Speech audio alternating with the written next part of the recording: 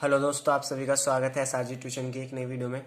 आज की वीडियो में हम क्लास 12th केमिस्ट्री का जो चैप्टर 2 है हमारा सॉल्यूशन, उसे हम कम्प्लीटली रिवाइज करने वाले हैं।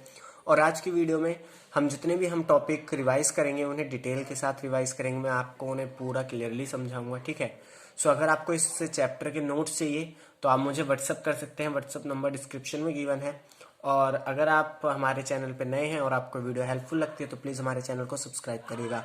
तो टाइम वेस्ट ना करते हुए स्टार्ट करते हैं आज की वीडियो को। वीडियो स्टार्ट करने से पहले मैं आप लोगों से रिक्वेस्ट करना चाहूँगा कि प्लीज़ आप लोग अपना सपोर्ट दिखाएं, क्योंकि इस वीडियो को बनाने में बहुत सारा हार्डवर्क लगा है। पहले नोट्स बनाना और फिर इन्हें एक्सप्लेन करना, ठीक है। तो प्लीज़ अपना सपोर्ट दिखाना। और चलिए स्टार्ट करते हैं आज की वीडियो को। सबसे पहले जैसे हमारे चैप्टर का नाम है सॉल्यूशन। सॉल्यूशन होता क्या है? Solution are the homogeneous mixture of two और more than two components. Solution क्या है? हमारा मिक्सचर है दो या फिर उससे ज्यादा कंपोनेंट्स का, ठीक है। होमोजीनियस का यहाँ पे देखिए मतलब होता है जो एक दूसरे में कंप्लीटली डिसॉल्व हो जाए, मीन्स उन्हें हम बाद में सेपरेट ना कर पाए कि ये हमारा सॉल्यूट है, ये हमारा सॉल्वेंट है। ऐसे मिक्सचर को हम क्या कहते हैं? Homogeneous mixture. उसके बाद हमारा आता है binary solution. A solution having two component solute and solvent is called binary solution. ऐसा सॉल्यूशन जिसमें हमारे सिर्फ दो कंपोनेंट पाए जाते हैं, एक हमारा होता है सॉल्यूट, दूसरा हमारा होता है सॉल्वेंट। ऐसे सॉल्यूशन को हम क्या कहते हैं? Binary solution. सॉल्वेंट क्या होता है? Component that is present in large quantity. ऐसा कंपोनेंट जो सॉल्यूशन में लार्ज क्वांटिटी में प्रेजेंट होगा उसे हम कहेंगे सॉल्वेंट। इसमें जो हमारा वाटर होता है वो यूनिवर्सल सॉल्वेंट होता है, ठीक है। सेकंड हमारा आता है सॉल्वेंट। सॉल्वेंट क्या होता है? Component present in solution other than solvent. Solution में सॉल्वेंट के अलावा जो भी कंपोनेंट प्रेजेंट होगा वो हमारा क्या होगा? सॉल्यूट। या हम ये भी कह सकते हैं कि एक सॉल्यूशन में जो हमारा लेस अमाउंट में प्रेजेंट कंपोनेंट होगा उसे हम क्या कहेंगे? सॉल्यूट। अब हम कुछ चीजें देखते हैं जो एक सॉल्यूशन की कंसंट्रेशन को एक्सप्रेस करते हैं। इसमें आपने 11th में बहुत सारी टर्म्स पढ़े होंगे या बहुत सारे तरीके पढ़े होंगे, जैसे हमारा एक मास परसेंटेज हो गया, वॉल्यूम परसेंटेज हो गया, ठीक है। तो इन सबको मैं यहाँ पे नहीं बता रहा हूं। यहाँ पे मैं आपको बताऊंगा सबसे पहले mass by volume percentage. Mass of solute dissolve in 100 ml of solution. Solute का वो मास जिसे हम 100 ml ऑफ सॉल्यूशन में सॉल्यूट डिसॉल्व करते हैं, सॉरी, उसे हम क्या कहते हैं? Mass by volume percentage. और इसका ज्यादातर यूज होता है मेडिसिन में या फिर फार्मेसीज में, मीन्स जब हम मेडिसिन को बना रहे होते हैं, ठीक है, या फिर फार्मास्यूटिकल हमारी इंडस्ट्रीज में। इसके बाद हमारा आता है मोलैरिटी, जो आपने 11th में भी पढ़ा है लेकिन 12th में भी बहुत बार पूछा जाता है, इसलिए मैं आपको बता देता हूं। It is defined as number of mole of solute dissolve in 1 litre of solution. किसी भी सॉल्यूट के जो नंबर ऑफ मोल्स रहेंगे कि एक सॉल्यूशन में कितने number of mole of solute dissolve हुए, मीन्स घुले हैं, उस चीज को हम क्या कहेंगे? मोलैरिटी। इसे हम डिनोट करते हैं कैपिटल एम से। और इसका फॉर्मूला क्या होता है? मास ऑफ सॉल्यूट, या हम कहें number of moles of solute upon में volume of solution in litre. ये क्या रहेगा? हमेशा लीटर में रहेगा वॉल्यूम, ठीक है। तो देखिए यहाँ पे एक चीज मैं आपको क्लियर कर दूं, जो मोलैरिटी है वो क्या किस चीज पे डिपेंड करती है? वॉल्यूम ऑफ सॉल्यूशन पे। अगर हम number of mole of solute को क्या करें? फिक्स कर दे, ठीक है। तो किस चीज पे वो डिपेंड करती है? कि सॉल्यूशन का वॉल्यूम कितना है, ठीक है।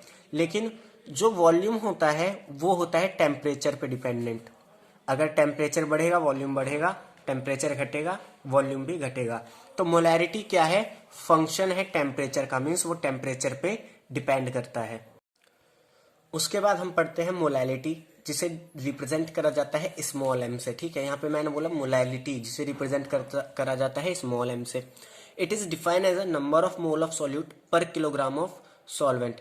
1 किलोग्राम सॉल्वेंट में नंबर ऑफ मोल्स कितने हैं सॉल्यूट के, उस चीज को हम क्या कहेंगे? मोलैलिटी। उसके बाद हमारा आता है mole fraction. Number of mole of component divide by the total number of mole in solution. Mole fraction क्या होता है? किसी भी कंपोनेंट का, जैसे अगर आप सॉल्वेंट का क्या कर रहे हैं? मोल फ्रैक्शन निकाल रहे हैं, तो जो सॉल्वेंट के नंबर ऑफ मोल है उसे डिवाइड करा जाएगा total number of mole of solution से, ठीक है। तो वहां पे हमारा क्या आएगा? सॉल्वेंट का मोल फ्रैक्शन निकल आएगा। अब देखिए यहाँ पे मैं एक चीज और बता दूं कि एक सॉल्यूशन जो है उसका जो मोल फ्रैक्शन रहता है वो हमेशा 1 रहता है, चाहे उसमें 2 हमारे कंपोनेंट हो, चाहे 3 कंपोनेंट हो, चाहे 4 कंपोनेंट हो। जितने भी कंपोनेंट हो उनका एडिशन क्या आएगा एक सॉल्यूशन के लिए? 1 आएगा। ठीक है, तो अगर आपको एग्जाम में क्या करा जाता है, सॉल्वेंट का क्या दे दिया जाता है, मोल फ्रैक्शन की, सॉल्वेंट का मोल फ्रैक्शन है 0.8 और आपसे पूछ लिया जाता है कि सॉल्यूट का मोल फ्रैक्शन क्या होगा, तो आप क्या करेंगे इजिली 1 माइनस 0.8, तो 0.2 हमारा क्या आ गया, सॉल्यूट का आ जाएगा। ठीक है, सो ये मोल फ्रैक्शन आप याद रखना, ये आगे जब हम डेरिवेशन करेंगे कुछ हेनरीज लॉ की, रॉल्स लॉ की, तो उसमें भी ये चीज यूज होती है, 1 माइनस एक्स ए वाला सीन। ठीक है, इसके बाद हमारा आता है सैचुरेटेड सॉल्यूशन। बोर्ड एग्जाम में कई बार डेफिनेशन पूछता है, तो ये होता क्या है, solution in which no more solute can be dissolve at same temperature and pressure is called a saturated solution. ऐसा सॉल्यूशन जिसमें हम क्या करें, अगर टेम्परेचर और प्रेशर को फिक्स कर दें, तो ऐसा सॉल्यूशन जिसमें हम और सॉल्यूट ऐड ना कर पाए, ऐसे सॉल्यूशन को हम क्या कहेंगे, सैचुरेटेड सॉल्यूशन। यहाँ पे मैंने क्या बताया कि जब हम टेम्परेचर और प्रेशर को फिक्स कर दे किसी सॉल्यूशन के लिए और उसके बाद हम उसमें कोई भी सॉल्यूट ऐड ना कर पाए, तो ऐसे सॉल्यूशन को हम क्या कहेंगे, सैचुरेटेड सॉल्यूशन। इसके बाद हमारा आता है हेनरीज लॉ। हेनरीज लॉ हमें क्या करता है, बताता है कि किसी भी गैस की क्या सॉल्युबिलिटी है एक सॉल्वेंट में या फिर एक हम कहें लिक्विड में। ठीक है, the partial pressure of a gas in vapour phase is proportional to mole fraction of gas in solution. तो जो पार्शियल प्रेशर है किसी भी गैस का, पार्शियल प्रेशर क्या होता है, मैं यहाँ पे आपको ये बता देता हूँ। जैसे मान लीजिए एक हमारा कंटेनर है, ठीक है, उसे हमने पिस्टन से ढक रखा है और इसमें हमने 2 लिक्विड डाले, लिक्विड ए और लिक्विड बी। तो लिक्विड ए के जो वेपर प्रेशर लगाएंगे और लिक्विड बी के जो वेपर प्रेशर लगाएंगे, तो लिक्विड ए के वेपर जो प्रेशर लगाएंगे उसे हम कहेंगे पार्शियल वेपर प्रेशर ऑफ ए और बी के जो वेपर प्रेशर लगाएंगे उसे हम कहेंगे partial vapour pressure of B. ठीक है, तो यहीं पे बताया गया है कि जो पार्शियल प्रेशर है किसी भी गैस का वेपर फेज में, ठीक है, वो डायरेक्टली प्रोपोर्शनल होता है किसके, मोल फ्रैक्शन के। और कौन सा मोल फ्रैक्शन, जो सॉल्यूशन में प्रेजेंट है। तो यहाँ पे देखिए पार्शियल प्रेशर किसके डायरेक्टली प्रोपोर्शनल है, मोल फ्रैक्शन के। तो जब जैसे आपको पता है जब हमारा प्रोपोर्शनैलिटी का साइन हटता है तो हमारा एक कांस्टेंट आता है, तो यहाँ पे जो कांस्टेंट आया वो है हेनरीज कांस्टेंट। अब कई बार आपके बोर्ड एग्जाम में पूछता है कि हेनरीज कांस्टेंट हमें क्या बताता है सॉल्युबिलिटी के बारे में। तो देखिए अगर KH ज्यादा है, जैसे यहाँ से अगर मैं इस चीज को आगे फर्दर करूं, KH को मैं एक साइड रख देता हूं, तो ये क्या हो जाएगा हमारा पार्शियल प्रेशर अपॉन x। ठीक है, तो x यहाँ पे बेसिकली क्या है, एक तरीके से सॉल्युबिलिटी को रिप्रेजेंट कर रहा है। ठीक है, किसे रिप्रेजेंट कर रहा है, सॉल्युबिलिटी को। तो अगर मैं प्रेशर को कांस्टेंट कर दूं, मान लो ये मैंने 1 कर दिया, ठीक है, तो अब नीचे वाली अगर मोल फ्रैक्शन बढ़ता है तो ये क्या होगा, जब मोल फ्रैक्शन बढ़ेगा तो KH छोटा हो जाएगा क्योंकि ये इन्वर्सली प्रोपोर्शनल है और प्रेशर हमने कांस्टेंट कर दिया है, तो ये इन्वर्सली प्रोपोर्शनल है। तो ये क्या हो गया, जब हमारा मोल फ्रैक्शन बढ़ेगा तो हमारा हेनरीज कांस्टेंट घटेगा। ठीक है, या हेनरी कांस्टेंट कम होगा। तो अगर किसी भी गैस के लिए, किसी गैस के लिए जो KH है वो हाई है, मीन्स इसका मतलब क्या है कि उसकी जो सॉल्युबिलिटी है किसी भी सॉल्यूशन में वो क्या है, कम है। ये चीज हमें क्या बताता है, हेनरीज कांस्टेंट बताता है। सो देखिए मैंने यही चीज यहाँ पे बताई है जो आपको बोर्ड एग्जाम में लिखनी है अगर ये क्वेश्चन आता है तो। Higher the value of KH at a given pressure the lower its solubility of gas in liquid. अगर किसी गिवन प्रेशर पे KH की वैल्यू ज्यादा है तो उस प्रेशर पे उसकी जो सॉल्युबिलिटी होगी गैस में वो कम होगी। इसका एप्लीकेशन क्या है हेनरीज लॉ का, कई बार पूछता है। To increase solubility of CO2 in soft drink, जो आप सॉफ्ट ड्रिंक पीते हैं जैसे कोको कोला, पेप्सी, लिम्का, ठीक है, उसमें CO2 को डिसॉल्व करने के लिए या फिर उसकी सॉल्युबिलिटी को इंक्रीज करने के लिए हेनरीज लॉ का हम यूज करते हैं। टू अवॉइड बैंड्स, बैंड्स एक कंडीशन होती है जो ज्यादातर देखी जाती है हमारे गोताखोर में। क्या, गोताखोरों में क्या होता है कि जब गोताखोर समुद्र में डुबकी लगाते हैं तो क्या होता है, वहां पे जो प्रेशर होता है वो एटमॉस्फेरिक प्रेशर से ज्यादा हो जाता है, जिसकी वजह से जो ऑक्सीजन होती है या जो नाइट्रोजन होती है उनके इक्विपमेंट में, वो क्या करती है, ब्लड में अच्छे तरीके से सॉल्यूबल हो जाती है। और वहीं जब वो बाहर आते हैं समुद्र के तो क्या होता है, जो प्रेशर है वो घटता है। तो प्रेशर घटने की वजह से सॉल्युबिलिटी कम होती है और क्या होता है, जो हमारे गैस सॉल्यूबल हुई होती है ब्लड में वो बाहर जाना स्टार्ट करती है, यानी बाहर निकलना स्टार्ट करती है। तो जब वो बाहर निकलती है तो कई बार उसकी वजह से ब्लड में क्या होता है, बबल्स का फॉर्मेशन होने लग जाता है, जो क्या करता है कई बार हमारे अंदर घातक साबित होता है, ठीक है, जिसकी वजह से हमारी तबीयत काफ़ी ज़्यादा बिगड़ जाती है। As well as the toxic effect of high concentration of nitrogen in blood, और ताकि जो टॉक्सिक इफेक्ट है नाइट्रोजन की हाई कंसंट्रेशन का हमारी ब्लड में वो भी कम हो सके, क्योंकि जो नाइट्रोजन है वो हमारे इक्विपमेंट में या स्कूबा डाइवर्स के इक्विपमेंट में प्रेजेंट होती है। उसके बाद हम बात करते हैं रॉल्ट्स लॉ की। ये भी एक इंपॉर्टेंट क्वेश्चन है, कई बार न्यूमेरिकल पूछता है यहाँ से सीधा, ठीक है, डेफिनेशन की जगह। State that for a solution of volatile liquid जो अपने आप वेपर का फॉर्मेशन करेंगे रूम टेम्परेचर पे, द पार्शियल वेपर प्रेशर मैं आपको बता चुका हूँ क्या होता है, of each component of solution is directly proportional to its mole fraction present in solution. किसी भी वोलेटाइल लिक्विड के लिए जो पार्शियल प्रेशर है कंपोनेंट का वो डायरेक्टली प्रोपोर्शनल होगा उस सॉल्यूशन में प्रेजेंट उसके मोल फ्रैक्शन के, ठीक है। अब देखिए यहाँ पे मैं आपको एक चीज बता देता हूँ, प्योर वेपर प्रेशर क्या होता है। तो जैसे मान लीजिए ये एक कंटेनर है, इसे पिस्टन से ढक दिया, इसमें मैंने सिर्फ लिक्विड ए डाला, तो लिक्विड ए के वेपर अकेले जो इस कंटेनर पे प्रेशर लगा रहे हैं इसे हम कहेंगे pure vapour pressure of component ए। और वहीं अगर मैं इस लिक्विड को लिक्विड बी के साथ मिक्स कर दूं ए प्लस बी, ठीक है, अब यहाँ पे क्या होगा, ए के भी कुछ वेपर प्रेशर लगाएंगे, बी के भी प्रेशर लगाएंगे, तो जो बी के वेपर प्रेशर लगाएंगे उसे हम कहेंगे partial vapour pressure of B, और जो ए के हमारे वेपर प्रेशर लगाएंगे उसे हम कहेंगे पार्शियल वेपर प्रेशर ऑफ ए, ठीक है। और प्योर वेपर प्रेशर क्या होता है, जब वो इंडिविजुअल होता है, मीन्स अकेले होता है। तो देखिए जैसे यहाँ मैंने बताया पार्शियल वेपर प्रेशर किसके डायरेक्टली प्रोपोर्शनल है, मोल फ्रैक्शन के। तो जैसे आपको पता है प्रोपोर्शनैलिटी का साइन हटेगा, कांस्टेंट आएगा, तो यहाँ पे हम लेते हैं पी नोड ए जो क्या है, pure vapour pressure of liquid A, ठीक है। तो ये हमारा क्या आ गया, पार्शियल वेपर प्रेशर आ गया ए के लिए, पार्शियल वेपर प्रेशर आ गया बी के लिए। अब देखिए एक सॉल्यूशन में जैसे ए और बी यहाँ पे लिक्विड थे, तो इनका जो टोटल सॉल्यूशन का पार्शियल प्रेशर होगा वो क्या होगा, पी टोटल, यानी सॉल्यूशन के बराबर होगा। तो पी टोटल क्या होगा हमारा, partial vapour pressure of A plus partial vapour pressure of B. अब हमने क्या करा, यहाँ पे दोनों की वैल्यू पुट कर दी, पी ए की भी पी बी की भी। अब देखिए जैसे मैंने आपको बताया था कि जो मोल फ्रैक्शन होता है वो क्या होता है, एक होता है किसी भी सॉल्यूशन के लिए। तो देखिए जो एक्स ए है मैं उसे 1 माइनस एक्स बी भी लिख सकता हूँ। क्यों, क्योंकि जो हमारा मोल फ्रैक्शन है वो हमेशा 1 होता है। तो अगर मैं एक्स बी मान लूँ कि मुझे एक्स बी पता है, तो एक्स से क्या हो जाएगा, 1 माइनस एक्स बी। सो इसी चीज को जब मैंने पूरा सिंपली सॉल्व करा तो हमारा ये इक्वेशन आएगी, ठीक है, और यहाँ से हमारी ये इक्वेशन आएगी जो आपकी न्यूमेरिकल में यूज होती है, ठीक है, जहाँ पे पी नोड ए क्या है, pure vapour pressure of A, P naught B क्या है, pure vapour pressure of B, P naught A बता चुका हूँ, एक्स बी क्या है, mole fraction of component B. If y and yb are mole fraction of component and a and b in vapour phase, अगर ya और yb हम मान ले क्या है, मोल फ्रैक्शन है a और b के वेपर फेज में, तो यहाँ पे देखिए जो आपका ya होगा वो इक्वल होगा pa अपॉन pt, यानी partial vapour pressure of A upon में टोटल प्रेशर। तो इसे हम ऐसे भी लिख सकते हैं कि जो हमारा पार्शियल वेपर प्रेशर होगा पी ए का वो किसके इक्वल होगा, वाई ए पी टी के, यानी टोटल प्रेशर सॉल्यूशन का और उसका मोल फ्रैक्शन।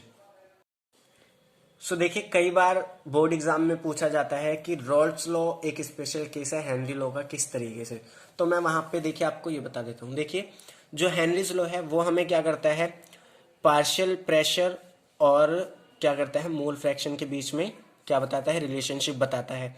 यहाँ पे सिर्फ इसमें क्या चीज अलग होती है, कांस्टेंट। यहाँ पे जो कांस्टेंट होता है वो होता है केएच, यानी हेनरीज कांस्टेंट। सेम चीज रॉल्ट्स लॉ भी बताता है कि जो पार्शियल प्रेशर होता है किसी भी कंपोनेंट का वो डायरेक्टली प्रोपोर्शनल होता है उसके मोल फ्रैक्शन के। बट यहाँ पे जो चीज अलग होती है वो क्या होता है, कांस्टेंट। यहाँ पे क्या होता है, पी नोड ए, यानी प्योर वेपर प्रेशर उस गैस का या फिर उस कंपोनेंट का। तो दोनों ही चीजें क्या है, सेम है, दोनों क्या कर रहे हैं, रिलेशनशिप बता रही हैं पार्शियल प्रेशर और मोल फ्रैक्शन के बीच में। बट यहाँ पे डिफरेंस किस चीज का है, सिर्फ हमारे कांस्टेंट का, तो इसीलिए हम कहते हैं कि जो रॉल्स लॉ है वो एक स्पेशल केस है हेनरी लॉ का। सो अब हम पढ़ते हैं आइडियल सॉल्यूशन। आइडियल सॉल्यूशन होते क्या है? The solution which obey Raoult's law over the entire range of concentration. ऐसे सॉल्यूशन जो रॉल्स लॉ को फॉलो करते हैं अपने एंटायर रेंज ऑफ कंसंट्रेशन में, ऐसे सॉल्यूशन को हम कहते हैं ideal solution. The enthalpy of mixing of pure component to form a solution is zero. यहाँ पे जो एंथैल्पी ऑफ मिक्सिंग होती है, मीन्स जब हम दो कंपोनेंट को एक दूसरे के साथ मिला के सॉल्यूशन बताते हैं तो वहां पे जो एनर्जी रिलीज होती है वो क्या होती है? Zero. The volume of mixing is also zero. यहाँ पे जो वॉल्यूम ऑफ मिक्सिंग होती है, मीन्स जब हम दो कंपोनेंट को आपस में मिलाते हैं तो सॉल्यूशन के वॉल्यूम में क्या चेंज आता है, वो भी क्या होता है? जीरो। देखिए, जो आइडियल सॉल्यूशन होते हैं वो बहुत कम होते हैं, रेयरली हमें देखने को मिलते हैं, लेकिन कुछ ऐसे सॉल्यूशंस होते हैं जो आइडियल सॉल्यूशन वाली प्रॉपर्टीज शो करते हैं। एग्जांपल के लिए एनहेक्सेन एंड एनहेप्टेन का जो सॉल्यूशन होता है वो आइडियल सॉल्यूशन वाली इस प्रॉपर्टीज को शो करता है। इसके बाद हम पढ़ते हैं non ideal solution. When a solution does not obey Raoult's law over the entire range of concentration. जब एक सॉल्यूशन रॉल्स लॉ को फॉलो नहीं करता अपनी पूरी एंटायर रेंज ऑफ कंसंट्रेशन में, ऐसे सॉल्यूशन को हम क्या कहते हैं? Non ideal solution. Non ideal solution show positive deviation. अब देखिए, जो नॉन आइडियल सॉल्यूशन है वो दो तरीके के हो सकते हैं, एक पॉजिटिव डेविएशन वाले, एक नेगेटिव डेविएशन वाले। पॉजिटिव डेविएशन वाले में क्या होता है कि जो वेपर प्रेशर होता है जिसे हम रॉल्स लॉ के द्वारा प्रिडिक्ट करते हैं वो ज्यादा होता है, और नेगेटिव डेविएशन वाले में क्या होता है? वेपर प्रेशर जो हम प्रिडिक्ट करते हैं रॉल्स लॉ से वो कम होता है। तो सबसे पहले हम पढ़ते हैं पॉजिटिव डेविएशन वाले non ideal solution. The vapour pressure of a solution is higher than that predicted by Raoult's law. जैसे मैंने आपको बताया, the intermolecular attractive force between solute solvent molecular are weaker than those between solute solute and solvent solvent. अब देखिए, ये होता किस वजह से है। अगर हम बात करें मॉलिक्यूलर बेसिस पे, तो मान लीजिए जैसे हमारे सॉल्यूट पार्टिकल हैं, तो जो सॉल्यूट सॉल्यूट के बीच में अट्रैक्शन है और जो सॉल्वेंट सॉल्वेंट के बीच में अट्रैक्शन है, ठीक है, क्या बताया मैंने? जो सॉल्यूट सॉल्यूट के बीच में अट्रैक्शन है और जो सॉल्वेंट सॉल्वेंट के बीच में अट्रैक्शन है, अगर वो कम है किससे? सॉल्यूट और सॉल्वेंट के बीच में जो अट्रैक्शन है, क्योंकि जब हम दो को मिक्स करेंगे तो उन दोनों के बीच में एक फोर्स आएगा, ठीक है। तो अगर सॉल्यूट और सॉल्वेंट के बीच में जो फोर्स ऑफ अट्रैक्शन है वो कम है सॉल्यूट सॉल्यूट से या फिर सॉल्वेंट सॉल्वेंट से, तो यहां पे हमें क्या देखने को मिलेगा? Non ideal solution.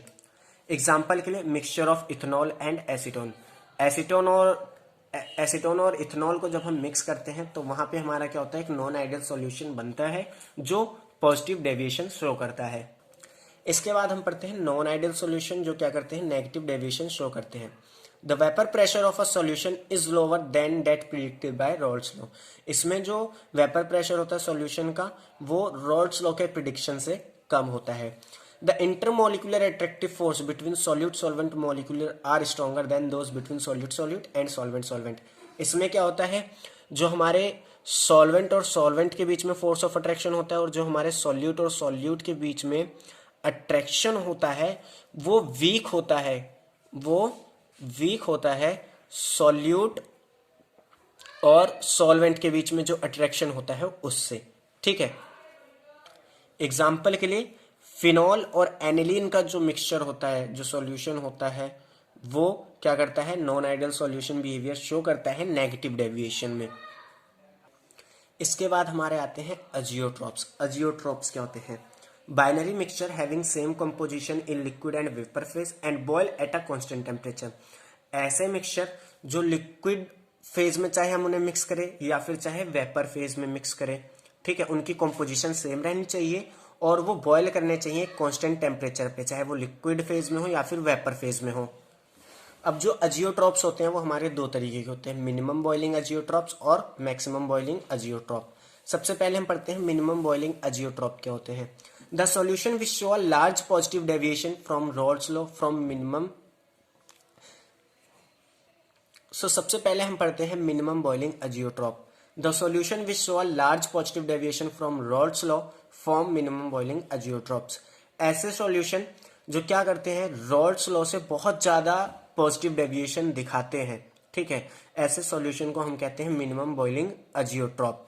एग्जाम्पल के लिए इथेनॉल वाटर का जो मिक्सचर है वो क्या है, मिनिमम बॉइलिंग अजियोट्रॉप। उसके बाद आता है maximum boiling azeotrope. The solution that show large negative deviation from Raoult's law form maximum boiling azeotrope at a specific composition. ऐसे सॉल्यूशन जो क्या करते हैं, लार्ज नेगेटिव डेविएशन शो करते हैं रॉल्स लॉ से, उसे हम क्या कहते हैं, मैक्सिमम बॉइलिंग अजियोट्रॉप्स। एग्जाम्पल के लिए निट्रिक एसिड एंड वाटर का जो सॉल्यूशन है वो हमारा क्या है, मैक्सिमम बॉइलिंग अजियोट्रॉप। इसके बाद हम पढ़ते हैं colligative property, one of the most important topic of this chapter. यहाँ से हर साल एक न्यूमेरिकल आपको जरूर देगा, चाहे वो आपको चॉइस में दे या जैसे दे, एक न्यूमेरिकल कॉलिगेटिव प्रॉपर्टी से हमेशा आता है। सो इस टॉपिक को सही से समझिएगा। कॉलिगेटिव प्रॉपर्टीज होती क्या है? Properties depend the number of solute particle irrespective of their nature relative to total number of particle present in solution. Colligative properties ऐसी प्रॉपर्टीज होती हैं जो सॉल्यूट के नंबर ऑफ मोल्स पे डिपेंड करती है और इस चीज पे डिपेंड नहीं करती कि सॉल्यूट का नेचर कैसा है। ठीक है, ऐसी प्रॉपर्टीज को हम क्या कहते हैं, कॉलिगेटिव प्रॉपर्टी। कॉलिगेटिव प्रॉपर्टी हमारी चार तरीके की होती है। एक हमारा होता है relative lowering of vapour pressure, एक होता है एलिवेशन ऑफ बॉइलिंग पॉइंट, एक होता है डिप्रेशन इन फ्रीजिंग पॉइंट, एक होता है ऑस्मोटिक प्रेशर। ठीक है, तो इन चारों को हम वन बाय वन पढ़ेंगे। सबसे पहले हम पढ़ते हैं relative lowering of vapour pressure. Lowering of vapour pressure depend only on concentration of solute particle. किसी भी वेपर प्रेशर का कम होना डिपेंड करता है सॉल्यूट के किस पे, नंबर ऑफ मोल्स पे या उसकी कंसंट्रेशन पे। तो देखिए जो हमारा, अगर मान लीजिए एक हमने लिक्विड लिया, ठीक है, उसका अगर वेपर प्रेशर बिना सॉल्यूट को ऐड करे 100 है और इसके बाद हम उसमें सॉल्यूट क्या करते हैं, ऐड करते हैं, कुछ number of mole of solute add करते हैं, तो उसका वेपर प्रेशर कम हो जाएगा। इस चीज को हम कहते हैं relative lowering of vapour pressure. So देखिए हम relative lowering of vapour pressure को समझते हैं। तो जैसे मान लीजिए हमने कोई प्योर सॉल्वेंट लिया, ठीक है, तो प्योर सॉल्वेंट का प्रेशर क्या होगा, पार्शियल प्रेशर जो उसका पीटी होगा वो होगा पी नोड, अगर मैं इसे 1 मान लूँ, पार्शियल प्रेशर ऑफ 1, तो ये हो जाएगा पी नोड 1 और उसका मोल फ्रैक्शन यानी x1। ठीक है, अब जब हम इसमें कुछ सॉल्यूट ऐड करेंगे तो ये क्या हो जाएगा, डेल्टा P1, यानी अगर पूरे सॉल्यूशन का हम बात करें तो ये हो जाएगा डेल्टा P1 क्योंकि उसमें कुछ चेंज आया है। ठीक है, तो ये जो चेंज आया ये किसके इक्वल होगा, ये इक्वल होगा पी नोड 1 नोड के, मीन्स प्योर स्टेज में उसका क्या प्रेशर था, ठीक है, प्योर वेपर प्रेशर क्या था, माइनस में उसका जो पार्शियल प्रेशर था। ठीक है, या हम कहें जब पूरे सॉल्यूशन का जो पार्शियल प्रेशर था सॉल्वेंट का। ठीक है, अब देखिए यहाँ से आप P1 की वैल्यू को कॉपी कर दीजिए, P1 node minus P1 node x1। ठीक है, यहाँ से क्या होगा हमारा P नोड 1 कॉमन निकल जाएगा। ठीक है, तो ये क्या हो जाएगा 1 माइनस x1। अब देखिए ये 1 माइनस x1 है तो इसे मैं x2 लिख सकता हूँ, तो ये क्या हो जाएगा P नोड 1 x2। तो यहाँ पे जो चेंज है किसमें, वेपर प्रेशर में, वो किस पे डिपेंड कर रहा है, x2 के मोल फ्रैक्शन पे, यानी सेकंड कंपोनेंट के जो हमारा क्या है, सॉल्यूट है। ठीक है, तो ये चीज हमें किसने बताई थी, रॉल्स ने बताई थी।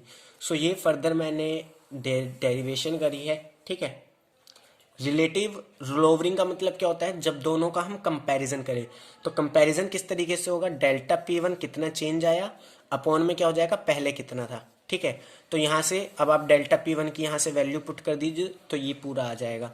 इसके बाद मोल फ्रैक्शन क्या होता है, x2 का मोल फ्रैक्शन निकालना है तो number of mole of x2 तो n2 हो गया अपॉन में total number of mole of solution n1 plus n2। तो अगर जो सॉल्यूशन है हमारा वो डाइल्यूट है, मीन्स वाटर की कंसंट्रेशन ज़्यादा है, तो यहाँ पे जो N2 होगा बहुत बड़ा होगा N1 से, तो यहाँ पे हम क्या करेंगे, N1 को नेग्लेक्ट कर देंगे। सॉरी यहाँ पे क्या है, डाइल्यूशन में N1 यानी जो हमारा वाटर की कंसंट्रेशन होगी या वाटर के जो नंबर ऑफ मोल्स होंगे वो बहुत ज़्यादा होंगे N2 से, यानी सॉल्यूट के मोल से। तो यहाँ पे हम क्या करेंगे, N2 को नेग्लेक्ट कर देंगे यानी हटा देंगे। तो यहाँ से हमारी ये इक्वेशन बन जाएगी जहां से आपके बोर्ड एग्जाम में बहुत बार क्वेश्चन पूछे जाते हैं।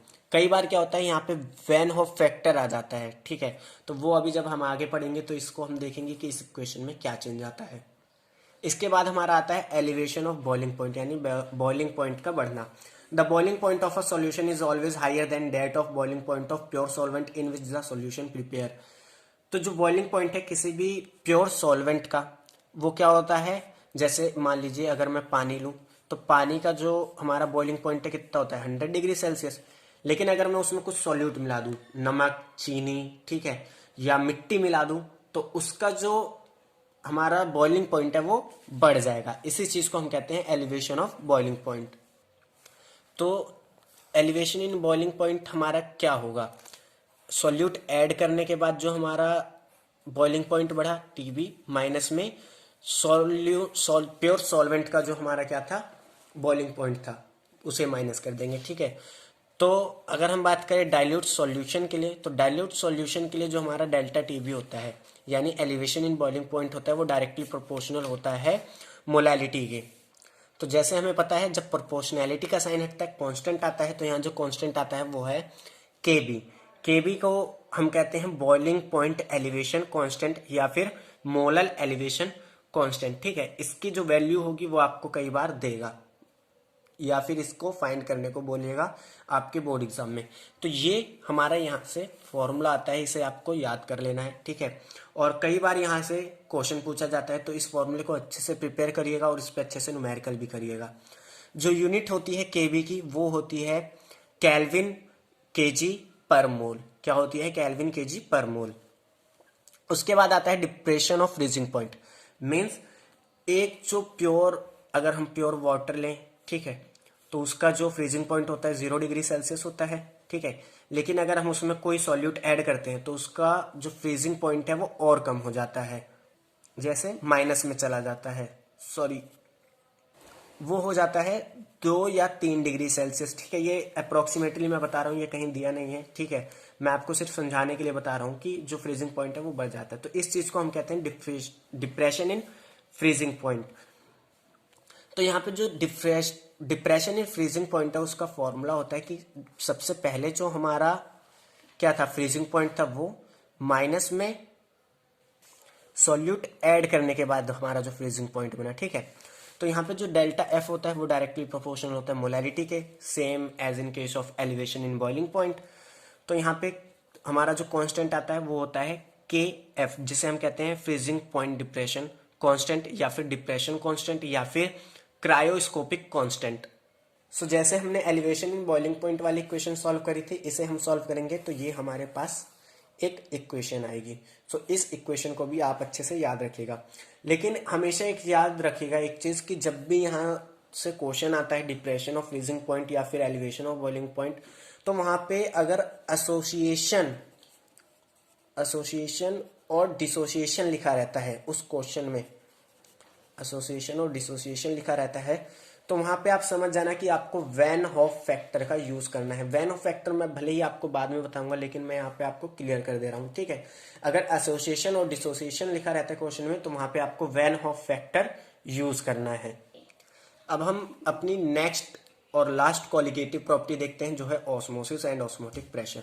सबसे पहले ऑस्मोसिस होता क्या है, the phenomena of flow of solvent molecule through a semi permeable membrane from pure solvent to solution is called osmosis. Osmosis क्या है, किसी भी सेमी परमिएबल मेम्ब्रेन में से किसी भी प्योर सॉल्वेंट का मूव करना, सॉल्वेंट का मूव करना प्योर सॉल्वेंट से सॉल्यूशन की तरफ, क्या कहलाता है, ऑस्मोसिस।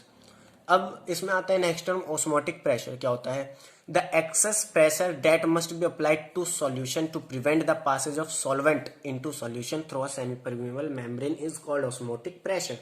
ऑस्मोटिक प्रेशर क्या है, हमारा वो प्रेशर जिसे लगाने पे क्या हो, जो सॉल्वेंट की मूवमेंट है प्योर सॉल्वेंट से सॉल्यूशन की तरफ, वो रुक जाए, उस चीज को हम क्या कहेंगे, ऑस्मोटिक प्रेशर। उस प्रेशर को क्या कहेंगे, osmotic pressure. For a dilute solution, osmotic pressure pi is directly proportional to molarity, molarity यानी C of solution। तो यहां से जो पाई का फॉर्मूला आया वो क्या आया, CRT, जहां पे RT क्या है, गैस कांस्टेंट, T क्या है, टेम्परेचर, ठीक है। Osmotic pressure can also be use to determine molar mass of solute. Osmotic pressure का हम यूज कर सकते हैं सॉल्यूट के मोलर मास को फाइंड करने में। किस तरीके से, इस तरीके से, ये रहा फॉर्मूला आपके पास, ये फॉर्मूला मैं ड्राइव नहीं कर रहा, ठीक है, क्योंकि एनसीईआरटी में क्लियरली इसे ड्राइव करके दिखाया गया है, तो आप वहां से देख लेना। अब हम बात करते हैं आइसोटोनिक सॉल्यूशन की। आइसोटोनिक सॉल्यूशन होते क्या है? Two solution having same osmotic pressure at a given temperature are called isotonic solution. अगर हम दो सॉल्यूशन की बात करें, अगर उनका जो ऑस्मोटिक प्रेशर है वो सेम है गिवन टेम्परेचर पे, तो ऐसे सॉल्यूशंस को हम क्या कहेंगे? Isotonic solution. इसके बाद हमारा आता है hypertonic solution. If a solution has more osmotic pressure than other solution it is called hypertonic solution. अगर दो सॉल्यूशन में से किसी एक का ऑस्मोटिक प्रेशर ज्यादा है, दूसरे का कम है, तो ऐसे सॉल्यूशन को हम क्या कहेंगे? Hypotonic solution, hypertonic solution. उसके बाद आता है hypotonic solution. If a solution has less osmotic pressure, उसमें अगर उसी एग्जाम्पल को कंटिन्यू करूं तो जिस सॉल्यूशन का ऑस्मोटिक प्रेशर कम है उसे हम क्या कहेंगे? Hypotonic solution. इसके बाद हमारा आता है रिवर्स ऑस्मोसिस, जिसे हम कहते हैं आरओ, जो वाटर प्योरिफिकेशन में यूज होता है। The process of movement of solvent through a semi permeable membrane from the solution to pure solvent by applying excess pressure on the solution side is called reverse osmosis. तो देखिए, osmosis क्या था? Solvent का move करना pure solvent से solution की तरफ। Reverse क्या का मतलब क्या होता है? उल्टा। तो रिवर्स ऑस्मोसिस क्या है? सॉल्यूट का मूव करना, सॉल्वेंट का मूव करना सॉल्यूशन से प्योर सॉल्वेंट की तरफ, जब सॉल्यूशन पे एक्सेस प्रेशर लगाया जाता है, यानी ज्यादा प्रेशर लगाया जाता है, तो उस चीज को हम कहते हैं reverse osmosis. So abnormal molar mass होता क्या है? Molar mass that is either lower or higher than expected or normal molar mass is called abnormal molar mass. तो देखिए, जब हम क्या करते हैं, अपनी कोलिगेटिव प्रॉपर्टीज का यूज करके किसी भी सॉल्यूट का मोलर मास निकालते हैं, तो कई बार क्या होता है, वो नॉर्मल मोलर मास से ज्यादा होता है या कम होता है, तो इसी चीज को हम कहते हैं एबनॉर्मल मोलर मास। इसके बाद हमारा आता है वैन हॉफ फैक्टर। क्या होगा? आपसे इंडिविजुअली कभी नहीं पूछेगा, सीधा न्यूमेरिकल में क्या होगा, जब भी आपको कोलिगेटिव प्रॉपर्टी का कोई न्यूमेरिकल देगा तो उसमें एसोसिएशन और डिसोसिएशन टर्म जोड़ देगा, उसी से वो न्यूमेरिकल क्या बन जाएगा? Van Hoff factor. और ये बहुत ज्यादा जरूरी है आपको समझना। अगर आपके न्यूमेरिकल में डिसोसिएशन या एसोसिएशन दिया है, ठीक है, तो वहां पे आप हमेशा याद रखना कि वैन हॉफ फैक्टर लगाना है, अगर वो कोलिगेटिव प्रॉपर्टी का न्यूमेरिकल है तो। Account for the extent of dissociation और एसोसिएशन, ये हमें बताता है कि सॉल्यूट को जब हम एक सॉल्वेंट में छोड़ेंगे तो उसका डिसोसिएशन होगा या एसोसिएशन होगा। या फिर इसे हम दूसरे तरीके से भी डिफाइन कर सकते हैं कि ये रेशियो होता है नॉर्मल मोलर मास का एबनॉर्मल मोलर मास के कंपैरिजन में। नेक्स्ट आप ये भी कह सकते हैं कि ये रेशियो है ऑब्जर्व कोलिगेटिव प्रॉपर्टी का और कैलकुलेटिव कोलिगेटिव प्रॉपर्टी का। या फिर ये रेशियो हो सकता है total number of moles of particle after association, association के बाद जो नंबर ऑफ मोल्स है पार्टिकल के, और डिसोसिएशन के बाद जो नंबर ऑफ मोल्स है पार्टिकल के, उन दोनों के रेशियो को भी हम क्या कहेंगे? वैन हॉफ फैक्टर कहेंगे। तो अगर देखिए, वैन हॉफ फैक्टर क्या होता है? एक से छोटा होता है तो वहां पे एसोसिएशन होता है, और अगर वैन हॉफ फैक्टर एक से बड़ा होता है तो वहां पे डिसोसिएशन होता है। जैसे NaCl को जब हम वाटर में छोड़ते हैं तो NaCl का डिसोसिएशन होता है, और NaCl का जो हमारा वैन हॉफ फैक्टर आता है कैलकुलेट करने पे, वो आता है 2 के अप्रोक्स, ठीक है। तो ये क्या है? एक से ज्यादा है, तो इसीलिए वहां पे डिसोसिएशन देखने को मिलता है। अब देखिए, जैसे मैंने बताया कोलिगेटिव प्रॉपर्टी में हमारा बहुत यूज होता है, अगर वहां पे आपको एसोसिएशन एंड डिसोसिएशन बताता है, तो जब एसोसिएशन डिसोसिएशन टर्म यूज होती है तो जो हमारी कोलिगेटिव प्रॉपर्टी है उनका फॉर्मूला ये बन जाता है। क्या होता है? हमारा relative lowering of vapour pressure equal हो जाता है वैन हॉफ फैक्टर इनटू में N2 upon N1। Same in case क्या हो जाता है? एलिवेशन ऑफ बॉइलिंग पॉइंट के लिए भी डेल्टा टी भी क्या किसके इक्वल हो जाता है? वैन हॉफ फैक्टर इनटू में Kv इनटू में मोलैलिटी। डिप्रेशन फ्रीजिंग पॉइंट के लिए भी क्या हो जाता है? वैन ऑफ फैक्टर इनटू में Kf इनटू में M। ऑस्मोटिक प्रेशर के लिए क्या हो जाता है? I इनटू में N2 अपॉन V, जो क्या है? कंसंट्रेशन है, और RT, ठीक है। सो ये थी हमारी one shot video solution chapter के लिए। सो अगर आपको वीडियो अच्छी लगी और आपको समझ में आया हो ये पूरा चैप्टर, तो प्लीज इस वीडियो को लाइक करिएगा, अपने दोस्तों के साथ शेयर करिएगा, और प्लीज थोड़ा सपोर्ट दिखाइएगा, क्योंकि इस वीडियो को बनाने में बहुत सारा हार्डवर्क लगा है। और अगर आप हमारे चैनल पर नए हैं तो प्लीज हमारे चैनल को सब्सक्राइब भी करिएगा। तो मिलते हैं नेक्स्ट वीडियो में, तब तक के लिए थैंक्स फॉर वॉचिंग।